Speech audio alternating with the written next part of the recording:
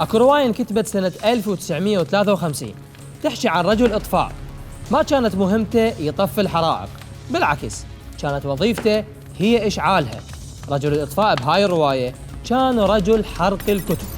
ما أحرق عليك الرواية، الكاتب راي برادبري انتقد من خلال هاي الرواية الحملة اللي تسبب بها السيناتور الجمهوري بمجلس الشيوخ الأمريكي جوزيف ريموند ماكارثي، اللي قرر يشعل نار الفتنة حتى يدفع بها هو وجماعته بالحكومة من قساوة الحرب الباردة بين الولايات المتحدة والاتحاد السوفيتي. الحرب الباردة عصفت بالشعب الأمريكي وخلته مشتت الأهواء ومتوتر ومضيع صولج عابه مثل ما يقولون.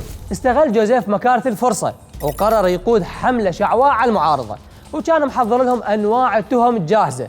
هذا عميل الاتحاد السوفيتي، هذاك خائن للشعب الأمريكي، هذول ذيول للماركسيين، ذولاك جواسيس يقبضون بالروبل ومن هالمال حمل جمال. المشكلة الأمريكان كانوا مخدوعين بهذا السياسي صاحب الصوت العالي، لأن فهمهم أنه يريد يأخذ لهم حقهم ويدافع عنهم من الخونة، وهو بالحقيقة كان يريد يستغل الوضع المتوتر حتى يسكت الأصوات العاقلة ويتخلص من المعارضين لسياسات الحكومة. هالحملة اللي حصدت تعاطف ودعم الغالبية ما اقتصرت على السياسيين، شملت حتى الكتاب والمثقفين والشخصيات المؤثرة، يعني تكميم أفواه واعتقالات بالجملة. مجرد ينقال على أي شخص هذا شيوعي ويتغلب.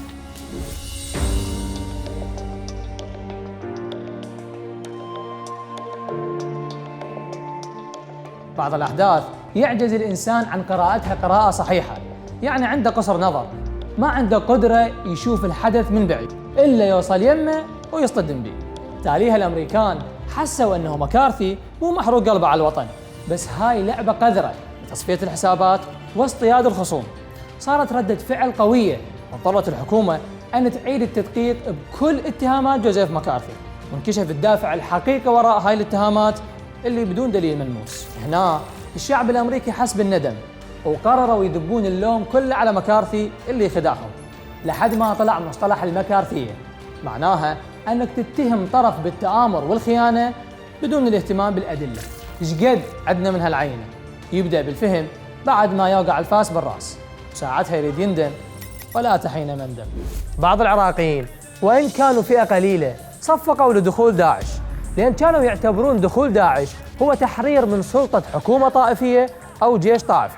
بالتالي هاي الفئة بعدين افتهمت بالوقت بدل الضائع أنهم قرأوا الواقع بشكل سطحي، وأن الحياة بوجود داعش مجرد وهم. كلامنا مو عن هاي الأحداث، بس نريد نعرف إحنا كمتظاهرين بالتحرير أو باقي ساحات التظاهر كم حدث كنا نقدر نتجاوزه مر علينا وتسبب بأزمة وما عدت إلا بألف يا علي وهواي ندم. لو كان الإمام علي بساحة التحرير بوحدة من هاي الفتن أكيد كان قال إن الفتن إذا أقبلت شبهت وإذا أدبرت نبهت، ينكرن مقبلات ويعرفن مدبرات. يعني وهي جاية مقبلة عليك طبيعتها تكون ضبابية تحيرك وتدوخك، بس من تخوض بالمجتمع وتعبره يلتفت وراها ويفهمها على حقيقتها.